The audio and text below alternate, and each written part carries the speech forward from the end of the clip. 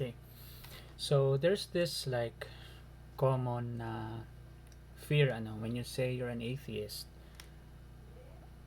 The one of the common things that people will ask is, so hindi ka natakot pumatay, or hindi ka natakot magnakaw, or why can't you just do whatever you please, like have sex with an animal, or be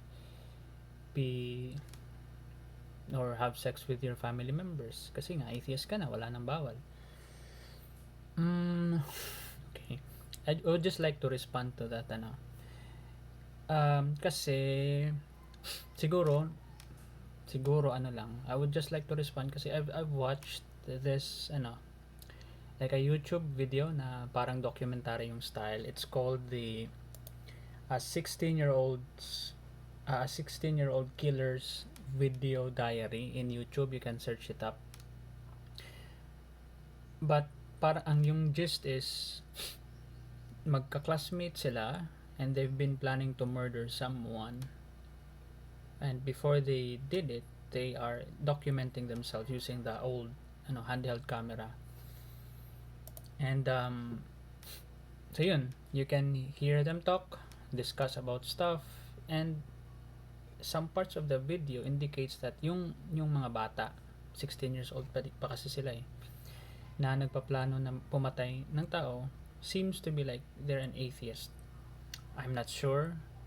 I can't confirm, but the way they argue seems that way.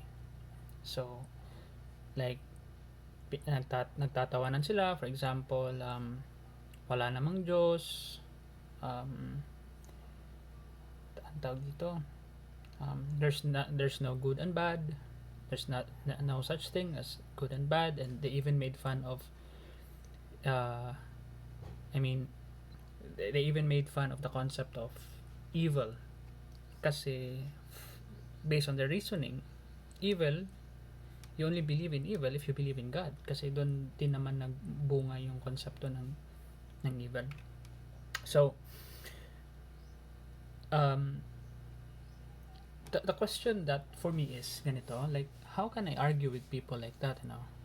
Ano yung magiging, if ako yung tao, na ako yung third person, not the killer though, but the third person na friend nila, and would hear them reason out like that, and atheist ako at that time, how would I even convince them to not do it, to not kill, to not be a murderer? How would I even be able to convince that? If I was a theist, I would tell them, diba, kung theist pa lang sila, kung believer sila, and believer din ako, I would tell them na God will get angry, it's in the Bible, don't do it, you will go to prison, and you will go to hell.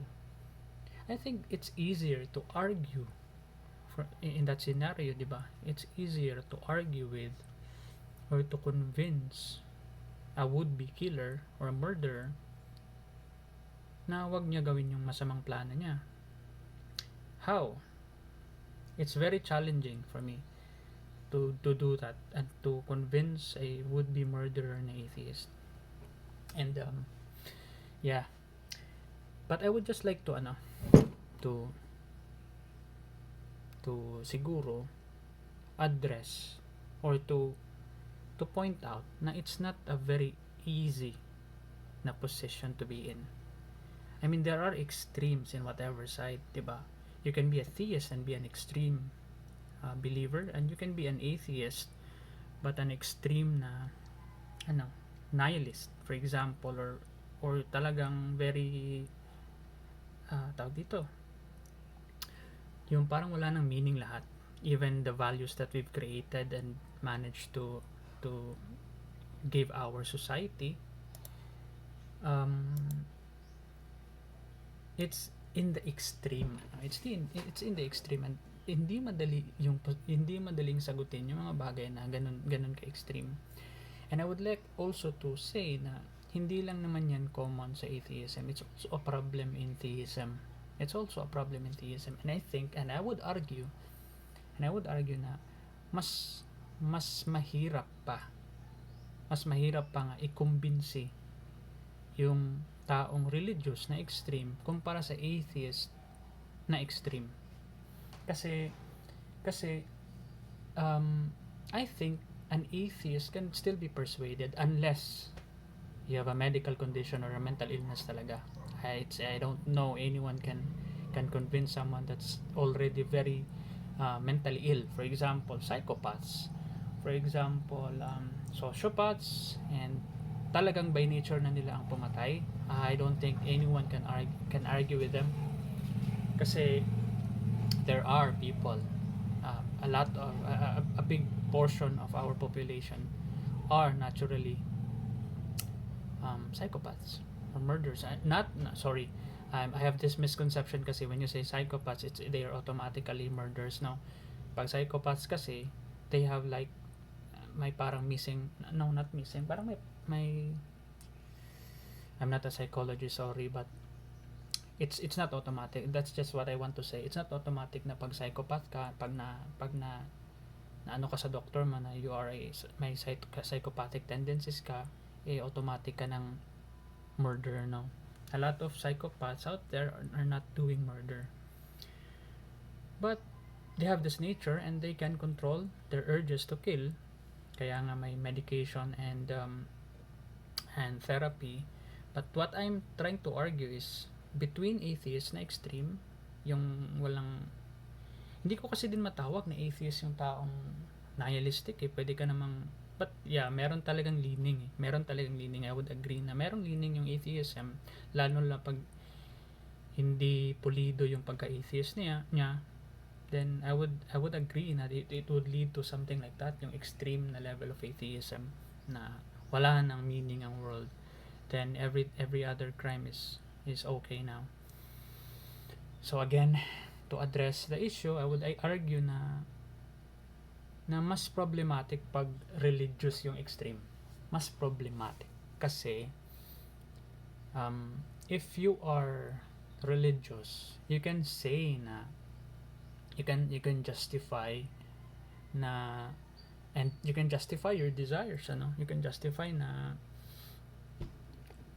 it's the will of God, that God whispered that to you, na kailangan mong pumatay ng ganong karaming Muslims, for example, kasi Christian ka. How would you convince that person? You can try again to persuade him, give him Bible verses, but it's the same situation with an atheist, right? Like extreme na atheist and wala nang meaning yung mundo niya, gusto na niyang pumatay. It's the same situation. You would still try to convince and persuade that person. So both sides may ganong klaseng problema, and I hope you see that yung mga theists na nagsasabi na you can do whatever you want now. I mean, you can do also whatever you want, justifying that it's commanded by your God, even if that command is a lie. You invented it up, and even if that command na yung command na yan hindi naman kasali sa Bible, you can justify. Nakita mo yung Diyos, you can say that. So yeah, I hope that I hope na you don't say that to an atheist, kasi we don't do murder just because we don't believe in a God. We don't do murder because ang daming hassle pag pumatay ka ng tao in this civilization that we've built for thousands of years, na nag-struggle tayo from hunting and gathering to agriculture and to this. So marami na tayong na gawang laws to counter people that have desires to kill. So we have those random urges, right? If we are angry with someone, I bet every one of us want to kill anyone, whether you're an atheist or not. But we don't do it because a lot of implications will happen. You will go to jail. Imbis na gusto mo pang mag-travel, wala na. Imbis na gusto mo pang i-pursue yung ano mo, yung babaeng gusto mo, wala na. Wala ka ng chance kasi nasa kulungan ka na. So we've been able to make it hard for us. I mean, nakaya na nating gumawa ng isang society na hindi na madaling pumatay. And we should thank humanity for that, for exerting the effort na to build systems para hindi na tayo magpatayan. So, no, it doesn't, hindi siya nag-a-apply sa akin kasi, for example, you can do whatever you want. No, I can't do whatever I want now that I'm an atheist. No, thanks to the civilization that we've built, the systems and the laws that we were able to create, hindi na tayo nagpapatayan. Siguro, if we turn back time and walang laws, not because I'm an atheist, but because there are a lot of lack of laws. Ang daming nagpapatayan dati even though they are theists. Because walang authority pa masyado, lawlessness, and ignorance. Kaya maraming patayan. But now, wala na. Thanks to the civilization, thanks to the mga laws na nabuild natin. Mga laws that are mere opinions. Mere opinions lang na mga laws ng mga common na tao. They are not directed straight from a divine entity and wrote those laws. We made those up and we follow those laws, and that's the beauty of it now.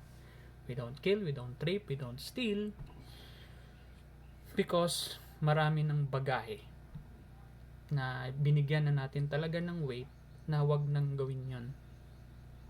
Even though we are all capable of doing horrible things to each other.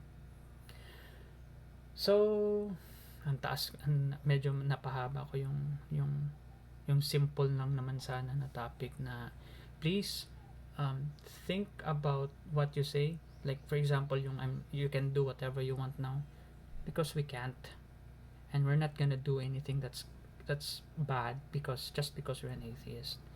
And just because you're a theist, you can't just simply justify your actions because God commanded you to, right? Exactly, that's the point.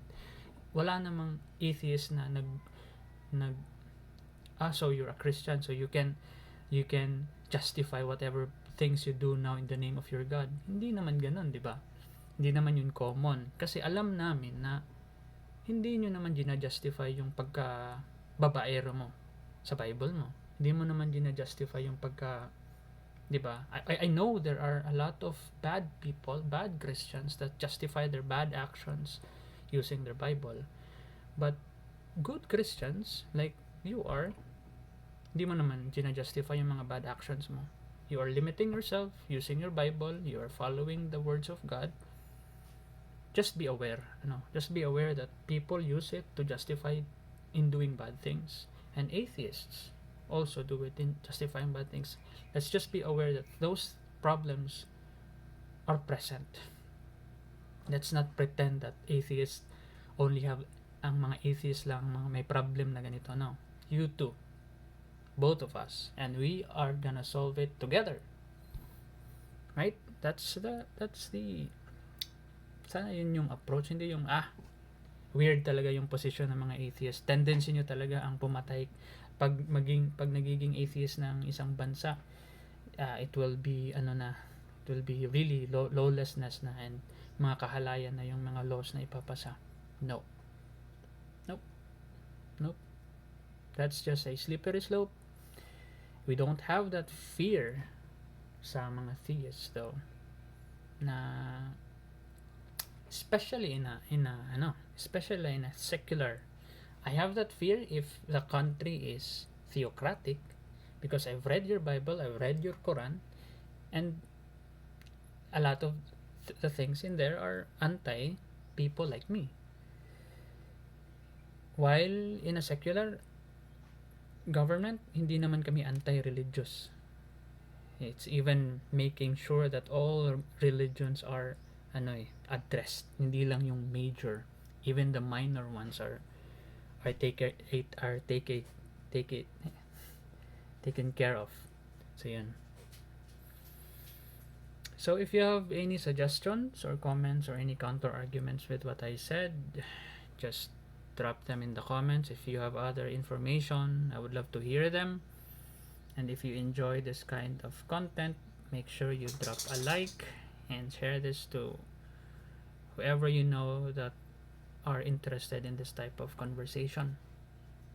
So see you.